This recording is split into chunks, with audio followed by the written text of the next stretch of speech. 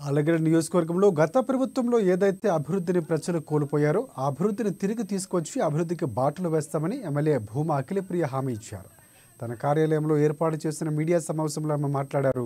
సుమారు 2 వారాల పాటు జరిగిన అసెంబ్లీ సమావేశాల్లో ప్రజల సమస్యలపై వారిని వినిపించడం జరిగిందని చెప్పారు.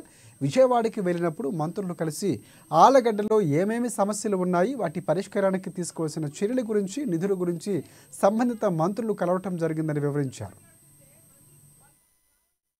వైసీపీ ఎమ్మెల్యేలు ఎవరైతే 10 మంది గెలిచినారో వాళ్ళు రావాలని అనుకుంటున్నారంటే కానీ రానియట్లేదంట. అది ఈ రోజు వైసీపీ వాళ్ళకి సంబంధించిన అరాచకాలు. ఏమని అంటే ప్రెస్ ముందుకు రావడము, అది ఇది అని చెప్పి ప్రభుత్వం గురించి మాట్లాడడం, ఆధారాలు చూపించమంటే మాట్లాడే నాదుడు లేడు. అల్లా కల్లోలం చేసి పెట్టారు రాష్ట్రాన్ని గత 5 సంవత్సరాలు. మీరు చేసిన అప్పులు బయటికి తీయాలంటే తీస్తే వస్తూనే ఉన్నాయి. ప్రజా సమావేశాలు మాట్లాడుతుంటే, మంత్రులతో మాట్లాడుతుంటే ఒక్కొక్కటి బయటకు వస్తుంటే మన రాష్ట్రం ఏమైపోయింటే మళ్ళీ ఇంకొకసారి వీళ్ళు వచ్చింటే భయపడే స్థాయికి తీసుకొచ్చినారు. ఈ రాష్ట్రాన్ని మళ్ళీ తిరిగి దారిలో పెట్టేది ఎవరైనా ఉన్నారు అంటే అది కేవలం చంద్రబాబు నాయుడు గారు మాత్రమే. ఎన్డీఏ ప్రభుత్వం వాళ్ళ పాపం.